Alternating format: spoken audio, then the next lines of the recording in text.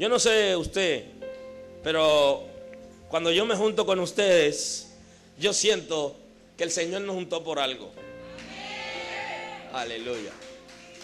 Yo siento que yo he coincidido en esta generación con mucha gente para algo. Aleluya. Aleluya.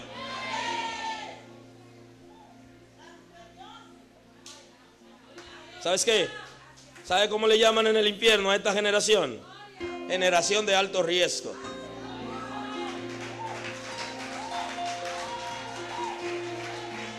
¿Y sabe cuál es la palabra clave? Deténganlo. Deténganlo. Deténganlo. Pero ¿sabe lo que se establece en el cielo? Aleluya. ¿Sabe lo que establece en el cielo?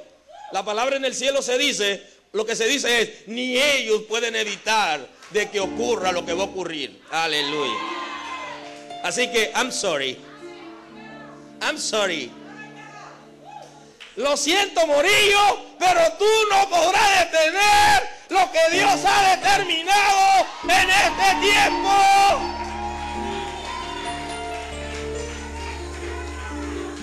Aleluya. Nadie podrá detener lo que Dios ha determinado. La palabra está dicha. El compromiso está asumido. Este es el tiempo. Aleluya. Aleluya. Aleluya. Dios me ha dado vida suficientemente como para seguir creyendo en que se la debo a Él y lo que me quede es para Él. Aleluya. Aleluya. Aleluya. Y estamos claros de lo que Dios va a hacer con esta generación.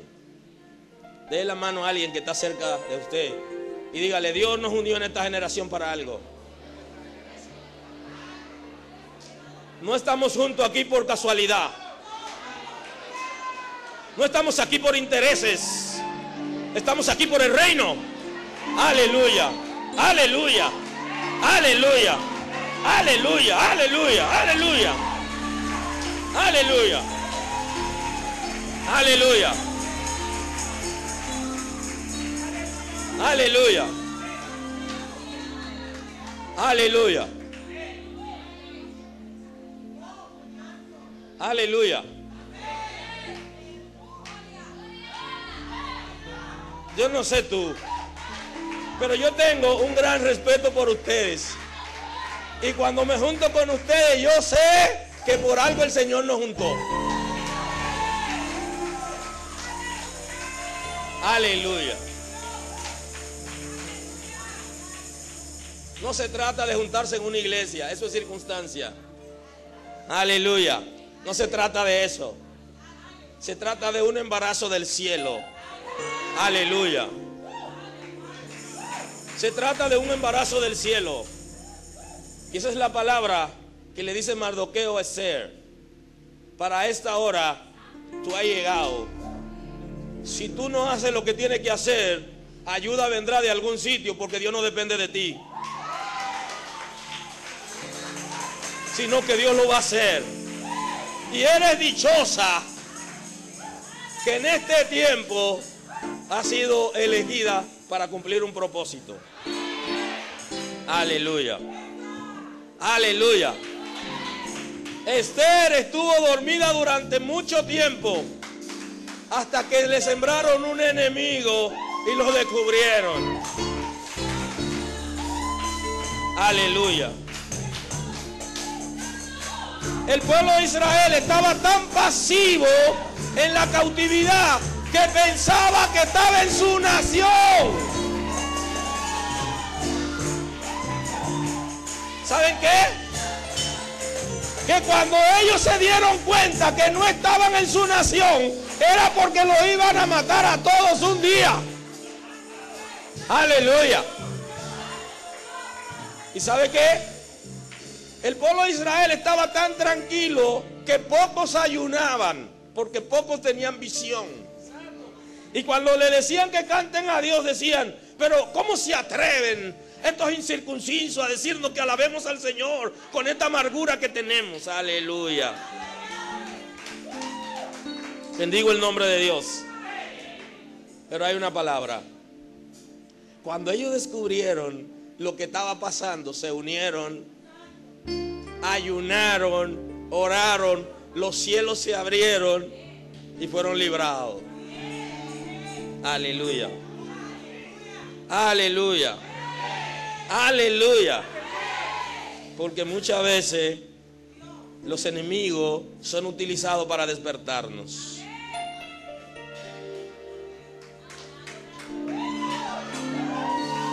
¿Saben que los caciques de las tribus indígenas tenían en lugares estratégicos algunos centinelas, algunos guardas? Y los guardas que estaban en lugares estratégicos, para que no se durmieran cuando llegaba la hora de la madrugada, ¿saben lo que hacían? Que le metían un tábano en la ropa a ese centinela. En el cambio de guardia lo que había era cambio de tábano. Aleluya. ¿Sabe qué? Inmediatamente se dormían, el tábano atacaba y no lo dejaba dormirse, porque el cacique quería que hiciera un efectivo trabajo. Aleluya. Aleluya. Isaías vivió en una generación que dice el profeta que estaban como el vino asentado y decían: Jehová no va a hacer mal, Jehová no va a hacer bien, Jehová no se mete en esto. Así estaban pensando. Pero muchos de nosotros, para poder mantenernos vigilantes, necesitamos que el tábano se meta en nuestro traje. Aleluya. Y nos mantendrá activo. Porque cuando te duermas te va a picar. Aleluya. ¿Y sabe qué? Que el soldado nunca mataba el tábano y sabía que lo habían dejado para que lo moleste y no lo deje dormir. Aleluya. Te bendigo esta noche. Esta generación es indetenible. Es indetenible. Es indetenible. Aleluya. Declaro cobertura sobre esta generación. Esta generación está siendo entrenada. Y Dios, ya estoy en la predicación, Dios, cuando quiere que nosotros seamos entrenados en un área, y cuando nos entrega algo quiere que lo probemos para ver si funciona y para ver si está con nosotros. ¿Hay alguien aquí hoy? Por eso es que a veces usted escucha una predicación aquí y en la semana usted comienza a vivirla y usted dice: pero ¿y qué es? Lo que pasa es que el Señor quiere que probemos si tenemos lo que dijimos que teníamos. Aleluya. En el libro de Éxodo, en el capítulo 4, el versículo 6, el Señor pone a Moisés para que se dé cuenta el poder que había en él, y lo pone a prueba para terminar de convencerlo a él mismo, porque todavía Moisés no sabía la investidura que estaba sobre él. Y fíjense que dice la escritura: le dijo además Jehová: mete ahora tu mano en tu seno. Y él metió la mano en el seno, y cuando la sacó, he aquí que su mano estaba leprosa como la nieve.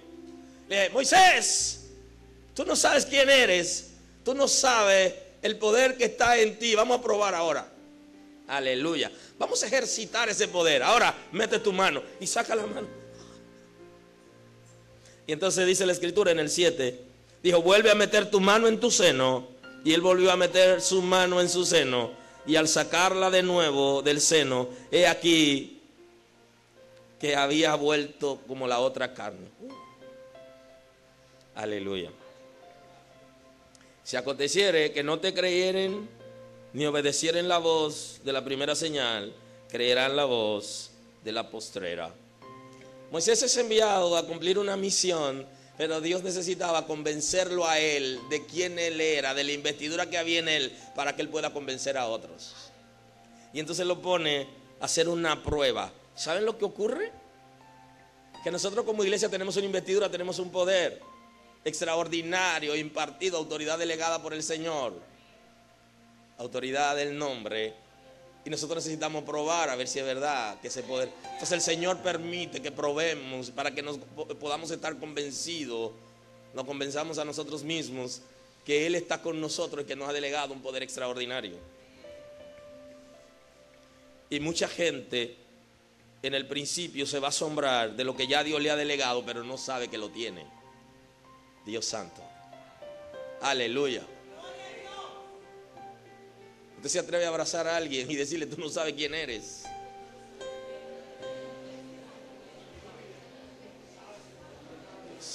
Aleluya. Tú no sabes quién eres. Aleluya. I'm sorry. Lo siento, esta generación no sabe lo que tiene en la mano.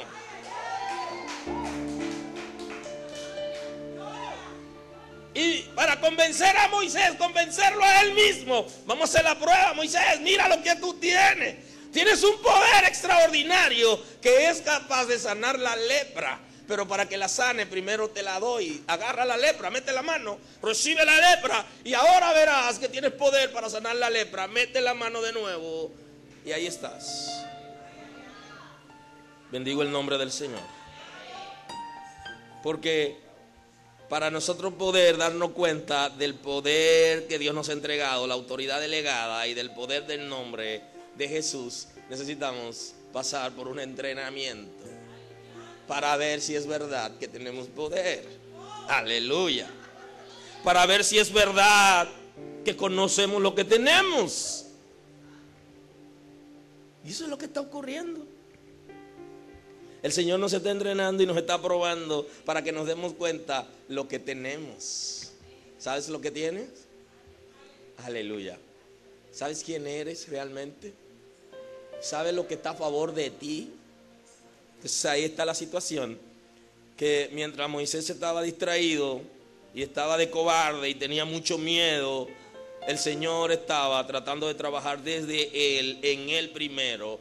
Y el primer trabajo que hace Dios lo hace con Moisés para que él pueda entender el asunto. Por lo que iba Dios a usarlo de la manera que lo iba a usar, de manera extraordinaria en el pueblo de Israel. La predicación de hoy con relación a la autoridad del nombre tiene que ver la relación que hay entre la sangre y el nombre de Jesús. La sangre fue dada a conocer en el mundo espiritual desde hace muchos años.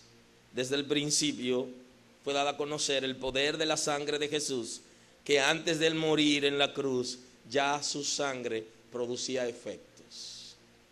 ¿Hay alguien aquí esta noche? Antes de él ir a la cruz, ya su sangre producía efectos. Para que usted vea cómo funcionan las cosas en el mundo espiritual. Dios decidió que en el futuro ocurra una cosa, y ya eso que Él decidió en el futuro, como en el cielo las cosas se establecen, ya desde ahora comienza a surtir efectos. Aleluya. Aleluya. La sangre fue utilizada desde el principio para cubrir, y la sangre que se utilizaba no era la de Cristo, sino la de animales. Pero esos animales, había un protocolo para ofrecerlo, y en ese protocolo de ofrecimiento era símbolo de lo que iba a ocurrir en el futuro. Hay gente que ha vivido en diferentes generaciones y ha sabido aprovechar lo que en el mundo espiritual se amarró para el futuro, que ya tiene efecto en el tiempo presente, aunque no ha llegado el cumplimiento. Por eso es que David, cuando anda con sus hombres y llega al templo, le dice al sacerdote que le entregue los panes que estaban destinados para los sacerdotes. Ha de suponerse que cualquiera que se comiera esos panes se moría, pero David había recibido una revelación. Aleluya. Que el velo se iba a rasgar en el futuro, en el tiempo de la gracia. y que iban a haber privilegios para todos y que podían entrar libremente al lugar santísimo en el futuro. Y entonces él, apegado a una ley del mundo espiritual que ya tiene efectos, pero no se ha cumplido, pero así funcionan, entonces él amarra eso y dice: yo puedo comerme esos panes con mis hombres y seguir viviendo y nada va a pasarnos, porque no estamos violando la ley que está establecida en Israel, porque nos metimos en la gracia ya. Y entonces David no muere cuando se come los panes, porque David cruzó la línea del tiempo, porque en lo espiritual el tiempo no existe, pero en el mundo físico sí. Entonces él cruzó la línea del tiempo en el mundo físico para recibir los beneficios que se iban a producir en la cruz cuando Cristo fuera, y él comenzó a recibirlos desde ese momento. ¿Y sabe qué? David recibió otros beneficios porque pudo entender lo complejo del mundo espiritual. Por eso en el Salmo 51 hay unos beneficios ahí que aparecen, que David los recibe estando en la ley, y habiendo pecado en la ley, debió ser juzgado en la ley, condenado en la ley, y el profeta le dio una palabra a David y le dijo: tus pecados han sido ya redimidos, no morirás. Y cuando él se da cuenta de esa palabra, en el Salmo 51 él aparece orando por perdón de pecados, como si él estuviera ya en la gracia, porque él entendió lo que ya en el mundo espiritual se había establecido, y que aunque no había ocurrido como en Dios las cosas son, ya estaban los beneficios. Y esa es la situación de la sangre. La sangre cubre, la sangre limpia, y la sangre tiene legalidad desde la ley, desde antes de la ley, porque en el mundo espiritual se estableció que por medio de la sangre de Cristo la gente recibiera perdón de pecados, que la sangre sirviera para separar a la gente de Satanás, y que él no pueda, que el infierno no pueda operar donde está la sangre. Y entonces ese efecto de la sangre ya en el mundo espiritual establecido, la gente comenzó a recibir esos beneficios antes del sacrificio de Cristo.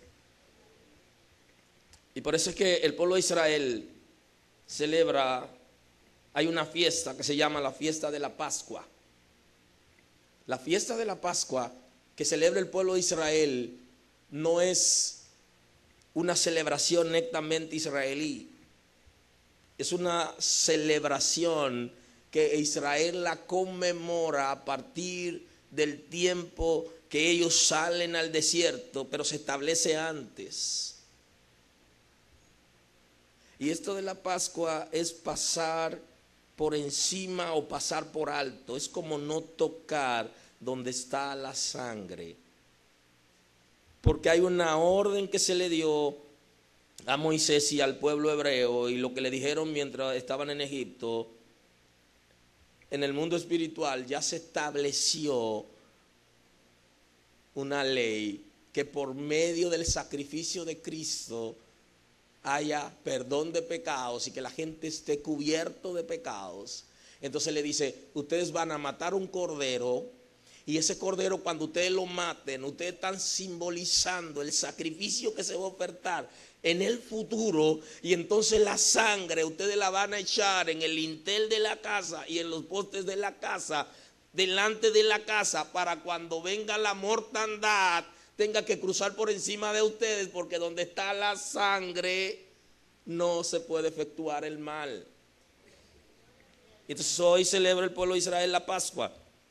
Y eso que nosotros participamos los primeros domingos de cada mes, que nosotros estamos hablando de la cena del Señor, lo que el pueblo de Israel estaba celebrando era algo simbólico, parecido a lo que estamos celebrando aquí. Y Jesús dice que no la comeremos de nuevo hasta que entremos en el reino con Él, porque esto sigue por el símbolo y el significado del asunto. Por eso es que Abraham, cuando va a visitar a Melquisedec, rey de Salem, sacerdote de un orden diferente al de el sacerdocio de la familia de Abraham, que es el sacerdocio levítico. Entonces Abraham, cuando va a visitar al sacerdote, de Dios, a Melquisedec, que es un orden diferente sacerdotal, y cuando va a reunirse con él, hay una visitación importante, porque el sacerdote lo que le dio a Abraham es lo que nosotros participamos los primeros domingos de cada mes. Pero lo que nosotros conmemoramos los primeros domingos de cada mes lo establece ya Abraham, lo establece Dios en Abraham y en Melquisedec. En el capítulo 14 de Génesis usted se va a encontrar ahí la escena, porque Abraham también conoció el futuro y entró en una dimensión superior, porque comenzó a recibir los beneficios del periodo de gracia. Lo comienza a recibir mucho antes de que venga Cristo a la cruz. De esa misma manera, entonces, cuando el pueblo de Israel está siendo esclavo en Egipto, la sangre de Jesús, que es la que tiene efecto en el mundo espiritual, aun cuando Cristo no ha venido a la cruz, ya Dios le da una orden para que no mueran ustedes. Tienen que matar un cordero como símbolo del Hijo que va a encarnarse para nacer en el futuro. Ustedes van a comenzar a recibir esos privilegios, y esa sangre tienen que rociarla como símbolo de el derrame de sangre que va a ser el cordero inmolado desde antes de la fundación del mundo. Entonces el pueblo de Israel lo que recibió en Egipto fue los beneficios del sacrificio de Cristo, los beneficios de la sangre. Esto es tan interesante que el pueblo de Israel, cuando ofrecía sacrificio en el altar, los sacrificios que ofrecía eran justamente simbólico al de Cristo. Y eso tiene un peso tan fuerte en el mundo espiritual que cuando la gente peca, automáticamente por su condición de pecado, tiene una barrera, rompe su relación con Dios. Y no puede haber una reconciliación tan sencilla, porque Satanás lo reclama producto de su condición pecaminosa. Entonces, ¿cómo funciona? Que cuando el sacerdote iba y entraba cada año en el templo, él ofrecía sacrificio, rociaba la sangre por el pecado de la gente, por el pueblo de Israel. Y esa sangre que se rociaba en el pueblo de Israel, desde el líder principal de la congregación, que era el sumo sacerdote, que era el que dirigía todo el engranaje del templo, era el cabeza principal, y entraba al lugar santísimo y ahí ministraba delante de Dios y ofrecía sacrificios delante de Dios por todo el pueblo cada año. Ese pueblo recibía perdón de pecados y el infierno perdía legalidad, perdía autoridad sobre ellos, porque la sangre de Cristo ya estaba surtiendo efectos en el pasado. Porque era simbólico, nada más. Porque las cosas de Dios funcionan de esa manera, que aún aquello que es simbólico produce efectos, porque ya el diseño de Dios se ha dado. Igualmente la sangre de Cristo, como el nombre de Jesús, la sangre y el nombre tienen una amplia relación y tienen autoridad simultánea para cubrir con la sangre y hacerlo en el nombre de Jesús. En Hebreos, en el capítulo 9, el versículo 12, la escritura dice: no por sangre de machos cabríos ni de becerros, sino por su propia sangre entró una vez para siempre en el lugar santísimo, y habiendo obtenido eterna redención. Y esto es interesante porque por ahí anda un grupo de cristianos, muy fuerte, que está en el mundo operando, que no creen que el sacrificio de Cristo fue perfecto. Y ellos plantean que después del sacrificio de Cristo, que no fue perfecto, tuvo que entrar de nuevo en el santuario para completar el sacrificio. Y por eso ellos no ven a Cristo como lo vemos nosotros, como lo que es, como lo que Dios nos los ha traído. La escritura dice que entró, no por sangre de machos cabríos ni de becerro, ya no el tipo de su sacrificio, sino su mismo sacrificio. Ahora el sacrificio real. Por eso se habla de un sacrificio perfecto, el sacrificio de Cristo, porque no es repetible. Lo imperfecto es lo que tenemos que vivir haciendo de manera continua. Lo perfecto con una sola vez es suficiente. Y el sacrificio que hacía el pueblo de Israel como tipo del sacrificio que vendría en el futuro, el de Cristo, era imperfecto. Y como ese sacrificio era imperfecto, tenías que hacerlo continuamente.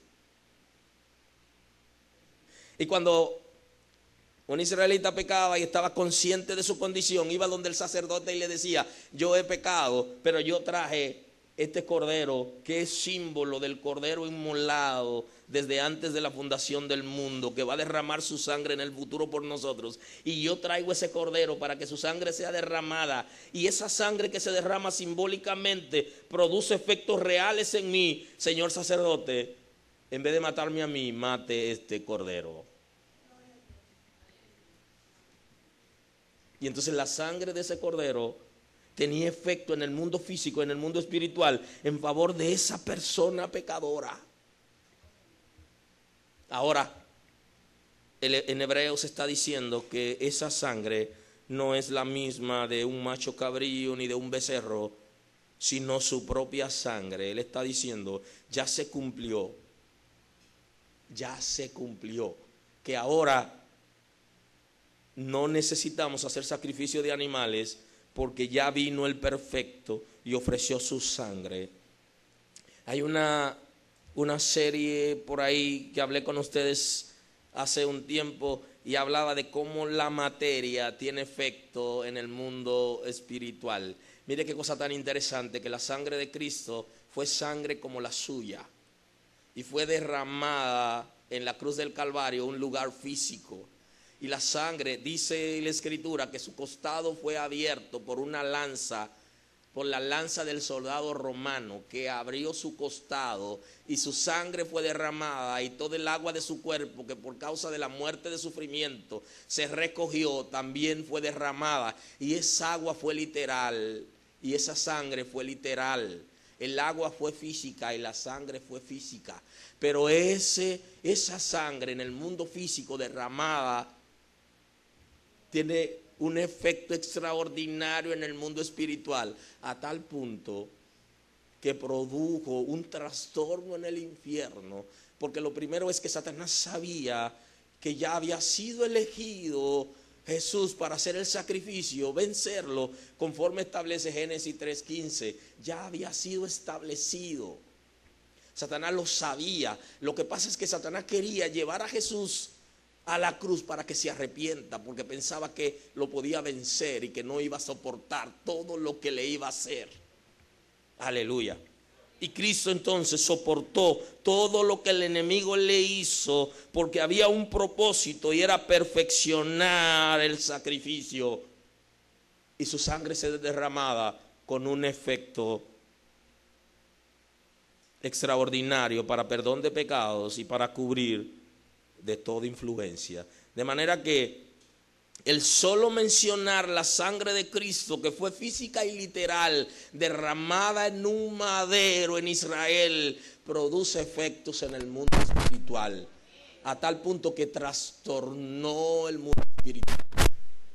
Aleluya. Y hay una cosa que el infierno le tiene miedo, y es a quien lo derrotó y la manera que lo derrotó, y es a la sangre de Cristo. Y la sangre de Cristo, que se derramó una sola vez para siempre, que se hizo de manera física, de manera literal, y que tiene un efecto en el mundo físico, tiene una autoridad junto con el nombre de Jesús para establecer en el mundo físico y en el mundo espiritual autoridad y mantener al infierno a raya. Porque el nombre de Jesús y su sangre derramada en la cruz del Calvario puede mantener a raya a todo espíritu del infierno, porque es lo que se nos ha entregado como la victoria en el mundo espiritual.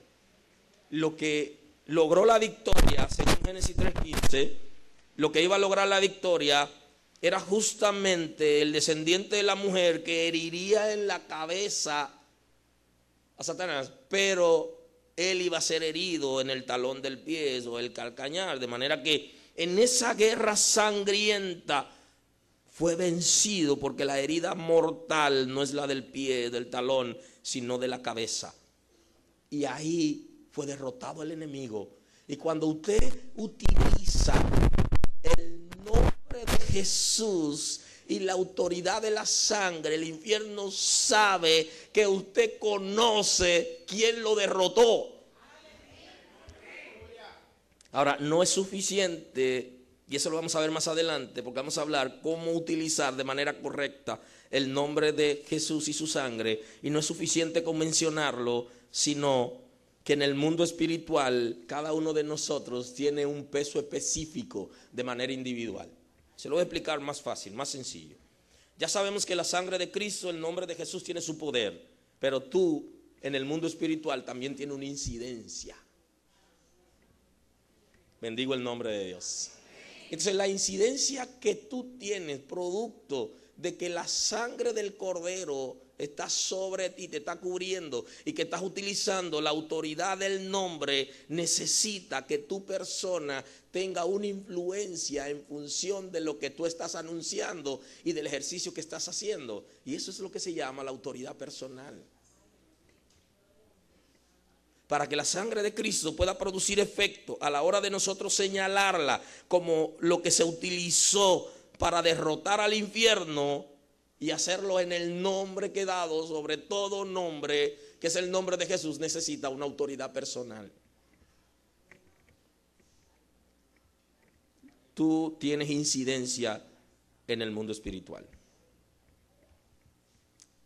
y necesitas que la sangre y el nombre esté acompañado de la incidencia de cada persona de manera individual. Porque el infierno sabe quién utiliza bien y quién realmente está en cobertura y quién está en autoridad para utilizar el nombre. La sangre y el nombre de Jesús están íntimamente ligados y se parece como cuando usted trabaja para una compañía, una empresa. Entonces esa compañía le entrega un carnet que usted lo utiliza para representar la compañía. Si usted no anda debidamente carnetizado, usted no tiene autoridad. Si en esa compañía no se le da a usted una investidura para usted ejercer en el nombre de esa compañía, entonces usted no está en autoridad. Por eso cada vez que cambian, las naciones cambian, los embajadores deben recibir una carta de acreditación. La carta de acreditación es el permiso para ejercer, para representar su nación en esa otra nación. Porque aunque tiene un permiso dado de su nación, tiene que presentarlo a la autoridad competente en la nación donde llega. Entonces esa acreditación es la autoridad personal que tiene ese embajador para ejercer y poder ser cubierto por los convenios internacionales que tienen hasta inmunidad de muchísimas áreas. Justamente porque necesita una acreditación. La sangre seguirá produciendo efecto y tiene efecto retroactivo, que aunque las leyes no tienen efecto retroactivo y las leyes no tienen efecto antes de que se den, la sangre de Cristo desde antes de produce efecto, antes de ser derramada, porque hay una ley en el mundo espiritual que se había establecido de lo que iba a ocurrir en el mundo. Entonces necesitamos una acreditación para utilizar la autoridad, la investidura. ¿Tienes esa acreditación? Aleluya. Entró una vez para siempre en el lugar santísimo, habiendo obtenido eterna redención. Porque si la sangre de los toros y de los machos cabríos y la ceniza de la becerra rociada a los inmundos santifican para purificación de la carne, cuánto más la sangre de Cristo, el cual mediante el Espíritu eterno se ofreció a sí mismo sin mancha a Dios.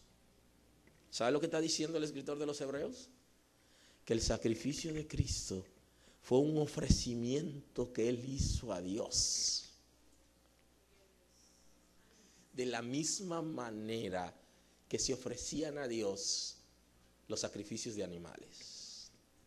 Entonces plantea el escritor de los Hebreos, porque ustedes tienen que entender que si cuando una becerra, un animal, era sacrificado y tenía capacidad para incidir en el mundo espiritual e impedir lo inmundo y producir santificación, siendo símbolo del sacrificio, ahora que llegó el verdadero, mayor efecto tiene para santificar. Cuanto más la sangre de Cristo, el cual mediante el Espíritu eterno ofreció a sí mismo sin mancha a Dios, limpiará vuestras conciencias de obras muertas para que sirváis al Dios vivo, de donde ni aun el primer pacto fue instituido sin sangre. Dice ahora, por dónde se mete el escritor de los Hebreos, y plantea que aún el primer pacto había sido firmado con sangre. Porque habiendo anunciado Moisés todos los mandamientos de la ley y todo el pueblo, tomó la sangre de los becerros y de los machos cabríos con agua, lana, escarlata e hisopo, y roció el mismo libro también todo el pueblo. Aleluya. ¿Sabes lo que plantea? Y aún, yo volé del 14 al 18, lo que sigue en la lectura, y que no haya confusión. Ahí. Se mete tan profundo el escritor de los Hebreos en el asunto y dice, porque la sangre tiene tanto efecto que ni siquiera el primer pacto se hizo sin sangre, sino que usted no había leído eso porque no lo dice en el Antiguo Testamento, pero el escritor de los Hebreos aquí nos da esa revelación. Hasta el libro fue rociado con sangre para que el enemigo no pueda penetrar ni siquiera a tocar lo físico. Aleluya. Porque la sangre de Cristo, que sería derramada en el futuro, es utilizada ahora por medio de un sacrificio simbólico para rociar el pueblo, cubrir con la sangre de Cristo y hasta el libro de la revelación. Dios santo. De manera que la sangre sí tiene sus efectos. Juan, justamente, uno de los discípulos o de los apóstoles del Cordero, a quien le llamaban el discípulo amado, en su primera carta, en la 5:18, él dice, porque tres son los que dan testimonio en el cielo, el Padre, el Verbo y el Espíritu Santo, y estos tres son uno. Y tres son los que dan testimonio en la tierra, el Espíritu, el agua y la sangre, y estos tres concuerdan. Está diciendo, en la tierra, en el mundo físico, como en el cielo, el Padre, el Hijo y el Espíritu Santo, un Dios, tres personas, una sola sustancia, una sola voluntad, dan testimonio de la verdad, de los principios y de la grandeza de todo lo que existe. De esa misma manera, en la tierra hay tres que concuerdan: el Espíritu, que es el administrador, que es el gobernador del reino, establecido textualmente por Jesús. Yo cumplo mi ministerio y tengo que partir de la tierra, pero viene alguien que desciende en la misma medida que yo subo y le dice, es necesario que yo ya me retire para que Él venga y Él va a hacer otro trabajo. O sea que en la tierra da testimonio el Espíritu Santo, da testimonio la sangre y el agua. De manera que la sangre derramada por Cristo en la cruz del Calvario testifica de la victoria contra el infierno que se estableció en un madero. Da testimonio real y concuerda con el Espíritu Santo y con el agua. Que la sangre tiene un efecto suicida para el infierno. Aleluya. Que de la misma manera que ustedes se echan cualquier veneno contra las plagas, la sangre de Cristo, si se rocean, es más que repelente. Es más que repelente. Y ahora sí, que es interesante. ¿Saben por qué?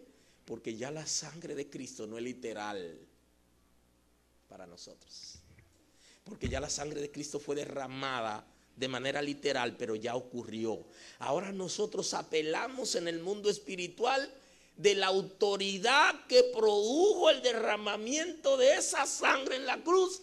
Y conociendo nosotros ese poder, le decimos al infierno: yo me cubro por el poder de la sangre que fue derramada en la cruz del Calvario y que derrotó al infierno, y me cubro espiritualmente, me cubro con la autoridad de esa sangre, y ningún espíritu de maldad puede operar sobre mí. Aleluya. Porque yo estoy apelando al conocimiento del mundo espiritual y le estoy anunciando al infierno que yo sé que el infierno fue derrotado en la cruz del Calvario cuando Cristo derramó su sangre.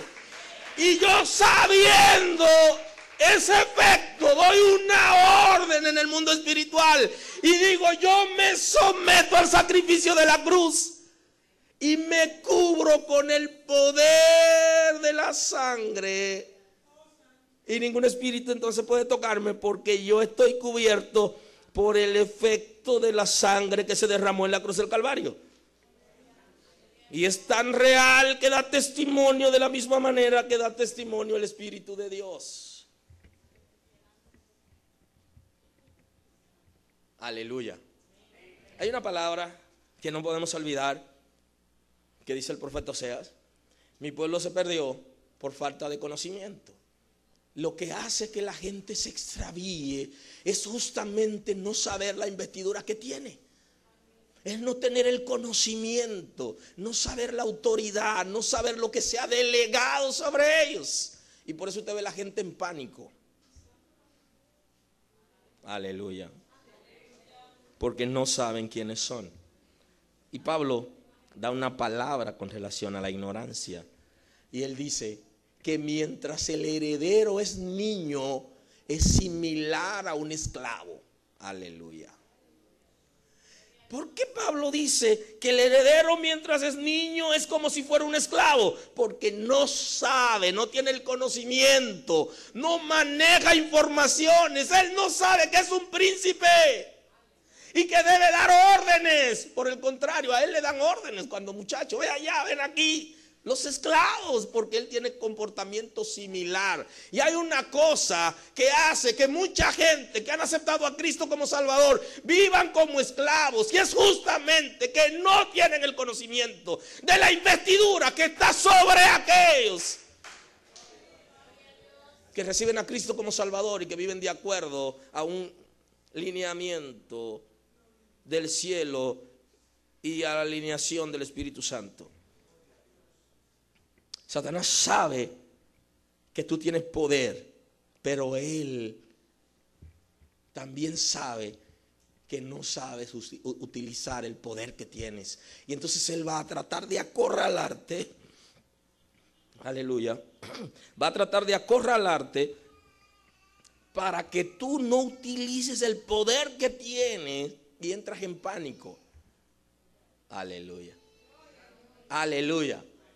Pero tú debes saber qué hay sobre ti, cuál es la investidura y cuáles son los beneficios que ofrece el sacrificio de Cristo, a tal punto que con solo mencionar el poder de la sangre y la autoridad del nombre es suficiente, si es que lo acompaña de una vida correcta de la autoridad personal.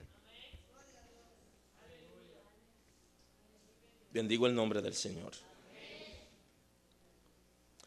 El apóstol Pablo, cuando escribe a los hermanos en el capítulo 3, versículo 23, él dice: por cuanto todos pecaron, están destituidos de la gloria de Dios, siendo justificados gratuitamente por su gracia, mediante la redención que es en Cristo Jesús, a quien Dios puso como propiciación por medio de la fe en su sangre, la fe en su sangre, para manifestar su justicia a causa de haber pasado por alto en su paciencia los pecados pasados.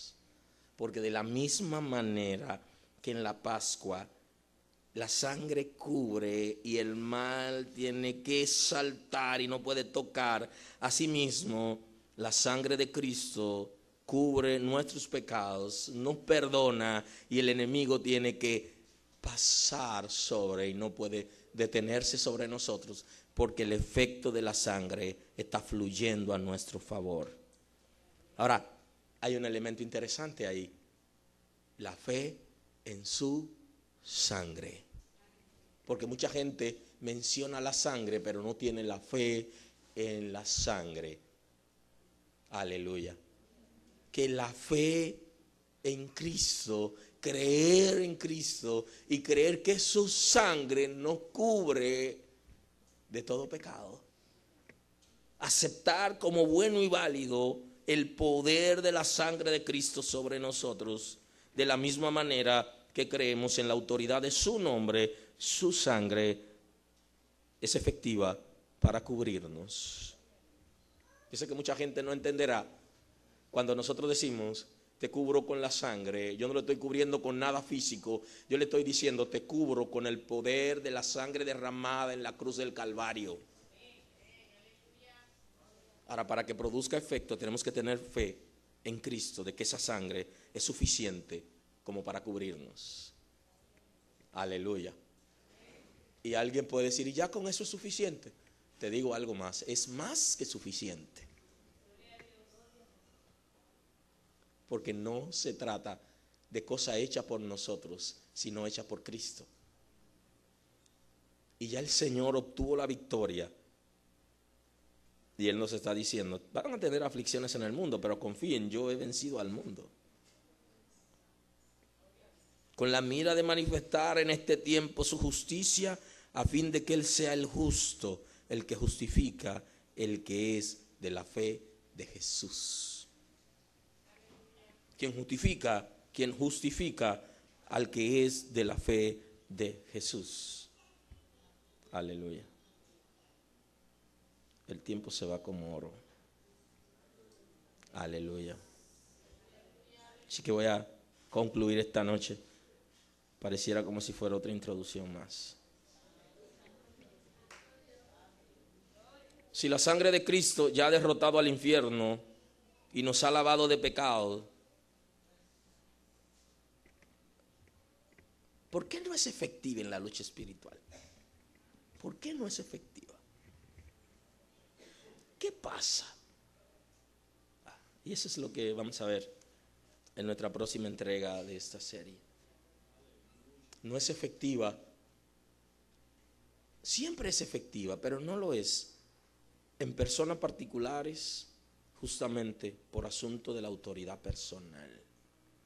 Necesitamos tener autoridad personal simultáneamente con la efectividad de la sangre y del nombre en la lucha espiritual. Porque nuestros enemigos saben bien el poder de la sangre y el efecto de la sangre, pero también necesitan saber quiénes somos nosotros. Si el nombre de Jesús es una autoridad, ¿por qué no usarlo para doblegar al infierno? Si la Escritura dice que es un nombre dado sobre todo nombre, para que todo doble en su rodilla delante de Él, ¿qué pasa? Que no se doblegan. Aleluya. No es por la deficiencia de el fluir de la autoridad del nombre, sino es por la deficiencia de quien usa el nombre.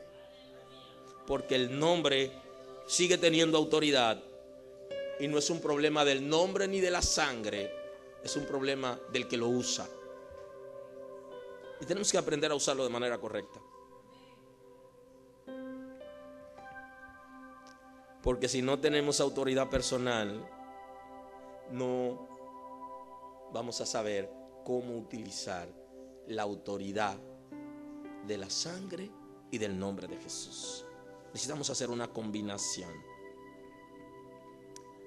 Ya en el mundo espiritual, la victoria ha sido entregada. Ya ha sido entregada. Y el Señor no nos llamó a luchar. Porque no se trata de las fuerzas tuyas ni de la mía, ni se trata del que corre. El Señor solamente quiere que resistamos. Y esa es la palabra que da el apóstol Santiago. Número 1, sométanse a Dios. La palabra clave y el desafío. ¿Estamos sometidos a Dios? Número 2, resistan al diablo. Dice tercero, huirá. Lo único que nos manda es a resistirlo. Y para resistirlo necesitamos utilizar el poder de la sangre y la autoridad del nombre. Pero para eso hay un elemento importante, y aquí concluyo hoy, de sumisión. Es como que de verdad, antes de que nosotros vayamos a decirle al infierno, oye, detente, que yo estoy cubierto con la sangre de Cristo, necesitamos primero nosotros experimentar eso. ¿Ha producido la sangre de Cristo y la autoridad del nombre algún cambio en nuestras vidas? Eso es importante. Dios te bendiga esta noche. Y la gracia de Dios siga fluyendo. Y te cubro por la autoridad, aleluya, por el efecto que produjo la sangre de Cristo que fue derramada en la cruz del Calvario, que ya ha vencido al infierno. Y cuando nos cubrimos con esa sangre, lo que le estamos diciendo, tú estás vencido por la sangre y tú no tienes efecto sobre mí, porque yo tengo los efectos de la sangre. Aleluya. Y lo hacemos en el nombre que es sobre todo nombre, el nombre que doblega a los jerarcas, el nombre de Jesús. Señor, te damos honor y te damos gloria. Bendigo esta generación. Declaro tu cobertura en esta generación. Señor, revoluciona esta generación, revoluciónanos. Activa conocimiento, ciencia, revelación. Libera el intelecto para gloria de tu nombre, que se produzcan cambios importantes, que podamos entender la investidura que tenemos, quiénes somos, para qué nos ha llamado, cuál es el propósito por el cual nos ha juntado. Señor, gracias porque lo hace en este tiempo. Señor, que esta generación entienda la revelación de por qué quieren detenernos. Revela a esta generación, revela en el nombre de Jesús, en el